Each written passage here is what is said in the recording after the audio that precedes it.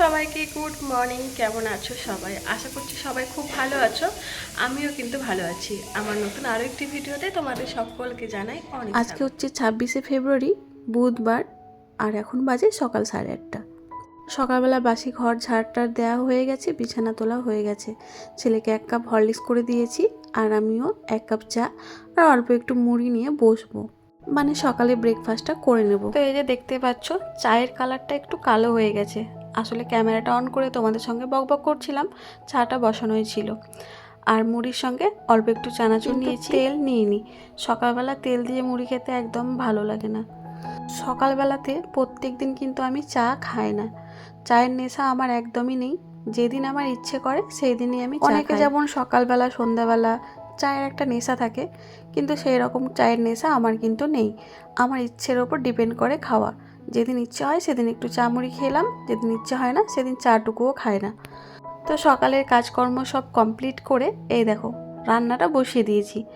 আসলে একটা জায়গায় যাব, কোথায় যাব সেটা তো থাম্বনেল থেকে বুঝেই গেছো। তো গঙ্গায় স্নান করতে যাব, ওই জন্যে তাড়াতাড়ি রান্নাটা করে নিচ্ছি। রান্না আমার কিন্তু ভাত হয়ে গেছে, আর একটু আলুর তরকারি করেছি।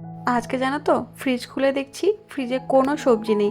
আসলে 2-3 দিন ধরে শুধু নেমন্তন্ন বাড়ি খাচ্ছি, সেই জন্য সবজি বাজার করা হয়নি। আর কালকে তো এঁচড় এনেছিলাম, আর সঙ্গে চিংড়ি মাছ, তো এঁচড় চিংড়ি করে খেয়েছিলাম। তো আমার ফ্রিজে সবজি নেই, সেটা আমার খেয়ালই নেই। আর আজকে যেহেতু স্কুল ছুটি, স্কুলেও যায়নি, সেই জন্য বাজারটাও করা হয়নি। আর এখন বাজার করতে গেলে আবার চুড়িদার পরে যেতে হবে, সেই জন্য আর গেলাম না। তাই ঘরে আলু ছিল, আলু আর একটু বড়া ভেজে নিলাম, তরকারি আর কি। আর এদিকে কাণ্ড দেখো, বড়া ভাজার পর অল্প একটু তেল বেঁচে গেছিলো, তো ভাবলাম অল্প তেল কোথায় আর ঢেলে রাখবো, সেই জন্যে আলুর চিপস ভাজবো বলে কৌটোটা খুলে দিতে গেছি, আর অনেকটা পড়ে গেছে। তো দেখো এখন চিপসগুলো ভালো মতো ভাজা হচ্ছে না। গ্যাসটা সিমে করে দিয়েছি, দিয়ে এইভাবে নাড়াচাড়া করছি, মানে আলু ভাজার মতো ভেজে নিচ্ছি। আর সেই জন্য দেখো পুড়ে পুড়ে যাচ্ছে। কিন্তু আমি তো আর এর মধ্যে তেল দিতে চাইছি না, কারণ যদি এর মধ্যে তেল দিই তখন আবার তেল বেশি হয়ে যাবে। তো আমার যেকার খাটনি সেটাই হবে, সেই জন্য ভাবলাম এভাবে গরম গরম নাড়াচাড়া করে একটু ভেজে নিই, যেমন হয় হবে, তেলটা তো নষ্ট হবে না। আচ্ছা, তোমাদের মধ্যেও কি এরকম কেউ আছো যারা আমার মতো কাণ্ড কারখানা করো? যাচ্ছি গঙ্গা স্নান করতে। এখন বাজে 11:30। তো আজকে তো শিবরাত্রি, অনেকে স্নান করছে, আবার অনেকে কুম্ভ স্নান, যেটা কুম্ভ স্নানে যেতে পারলাম না।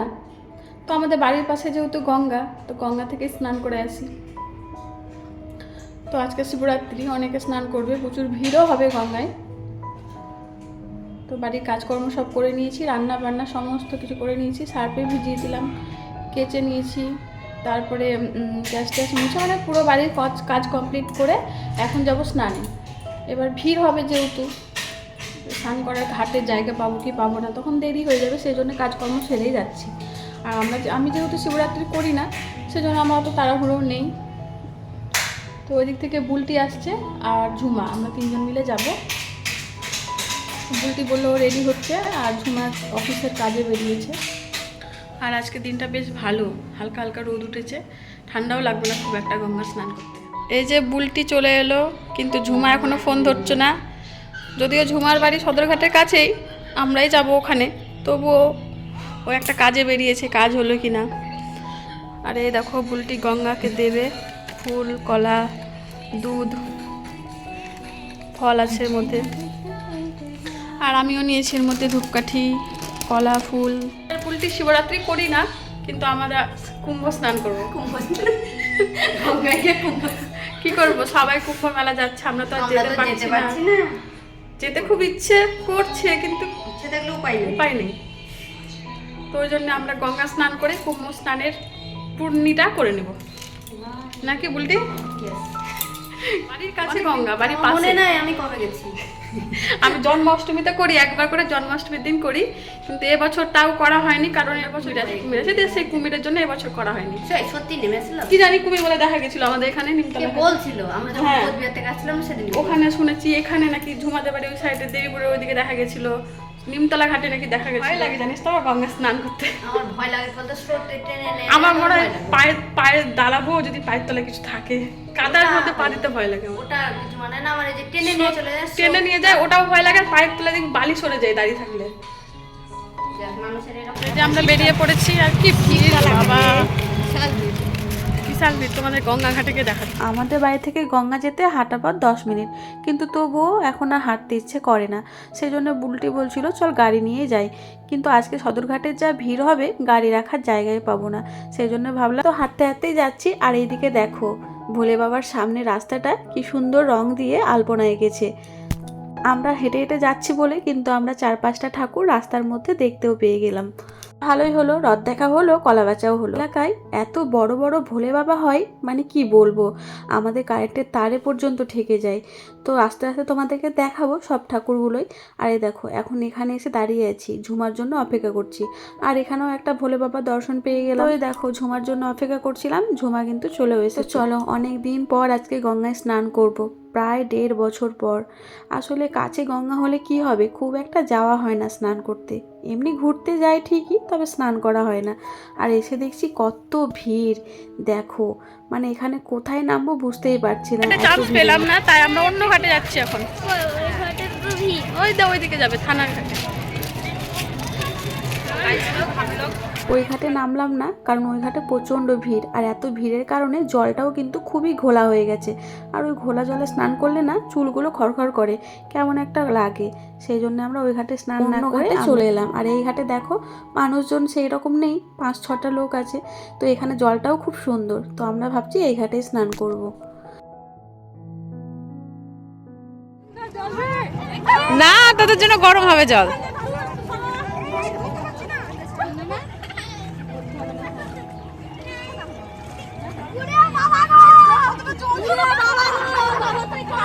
আরো জল আছে। তো গঙ্গা স্নান করা হয়ে গেল, গঙ্গা স্নান করে গঙ্গায় পুজোও দিয়ে নিলাম, মানে ধূপকাঠি ফুল ফল যেগুলো এনেছিলাম সেগুলো দিয়ে একটু পুজোটা দিয়ে নিলাম। তারপরে এখন যাচ্ছি বাড়ি। গঙ্গা থেকে এসে তারপরে খাওয়া দাওয়া করে অনেকক্ষণ শুয়েছিলাম। এখন এই যে লাগেজ গোছানো হবে, এটা নামালাম, এবার সব গোছগাছ হবে। এখন বাজে বিকেল 4টে। আর কেন গোছগাছ করবো, লাগেজটা কোথায় যাচ্ছি আমরা সেটা পরে জানতে পারবে তোমরা। তোমরা হয়তো ভাবছো হঠাৎ করে মা ছেলে মিলে কোথায় যাচ্ছে, কোথায় যাচ্ছি না যাচ্ছি সেটা তোমরা ভিডিওতেই জানতে পারবে, তবে এখন আর কিছু জানাচ্ছি না। তো এই দেখো ব্যাগটা গুছিয়ে নিলাম, ব্যাগটা গুছানো হয়ে গেল। এবার এটাকে চেন টেন আটকে সাইড করে রেখে দেবো। এখনই যদিও যাচ্ছি না, যেদিন যাব সেদিন তোমাদেরকে অবশ্যই জানাবো।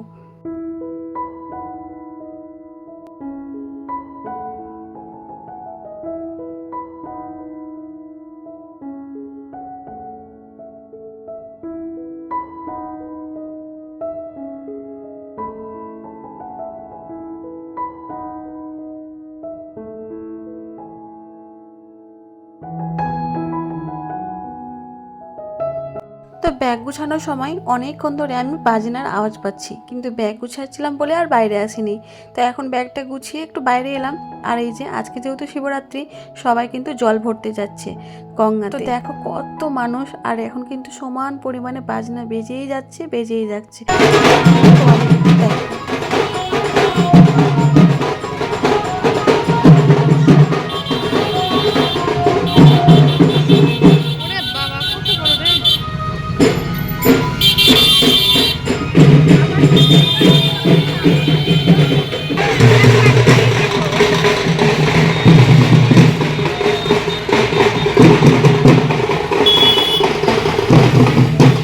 জামা কাপড়গুলো তুলে নিয়ে আসি, রাস্তায় দাঁড়িয়ে দাঁড়িয়ে ওইগুলো দেখছিলাম। আরও আসছে, আজকে সারাদিনই যাবে সন্ধ্যা পর্যন্ত। তখন জামা কাপড়। তো দেখো এক সাইড দিয়ে মানুষ যাচ্ছে গঙ্গায় জল ভরতে, আর এক সাইড দিয়ে জল ভরে মাথায় করে নিয়ে বাড়িতে ফিরছে। তো এদের বাড়িটা কিন্তু অনেক দূর, তো ওরা হেঁটে হেঁটেই গঙ্গা যায়।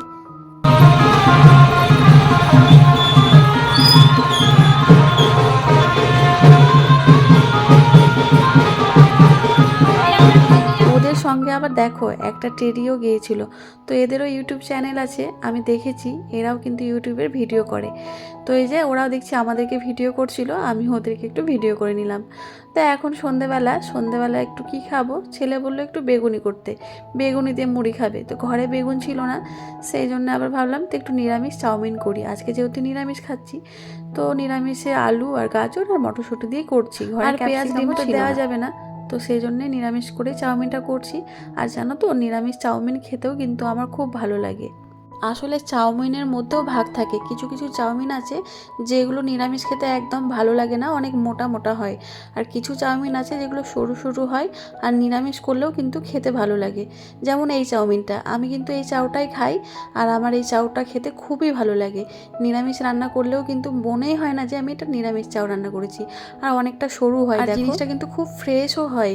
অন্যান্য চাউমিন আমি খেয়ে দেখেছি, কিন্তু আমার একদম ভালো লাগে না, ময়দা ময়দা লাগে, কেমন একটা করে। আর এই চাউমিনটা বেশ ভালো। তো দেখো, চাউমিনটা দেখে কিন্তু মনেই হচ্ছে না যে এটা আমি পেঁয়াজ ডিম ছাড়া চাউমিন করেছি। এর মধ্যে শুধু গাজর আলু আর হচ্ছে মটরশুঁটি দিয়েছি, আর ম্যাগি মশলা, আর হচ্ছে একটু সয়া সস, একটু টমেটো সস, ব্যাস, আর কিছুই দিইনি। তো এখন সন্ধ্যাবেলার টিফিনে হচ্ছে গরম গরম চাউমিন। আর কি জানো তো, চাউমিন বা রোল এসব যদি আমি টিফিনে খাই সন্ধ্যাবেলা স্ন্যাক্সে, তাহলে রাত্রে ডিনার করতে পারি না, মানে খেতে পারি না। এই দেখো রেডি আমার ভেজ চাউমিন। তো এটা হচ্ছে ছেলের প্লেট, ওটা দিয়ে দিই। জিভে থেকে জল পড়ে গেল অনেকটা। না তর্স হয়েছে না, ওইখানেই দাঁড়িয়ে আছে কখন চাউমিনটা হবে আর কখন নিয়ে চলে যাব। আমার প্লেটের চাউমিন আনতে আনতে ওর প্লেট পুরো ফাঁকা হয়ে গেল। ভাত হলে কিন্তু এত তাড়াতাড়ি ফাঁকা হয় না, ফাঁকা হয়ই না, তখন খাইয়ে দিতে হয়। চলো আজকের ভিডিওটা এই পর্যন্তই, দেখা হবে নেক্সট ভিডিওতে, টাটা।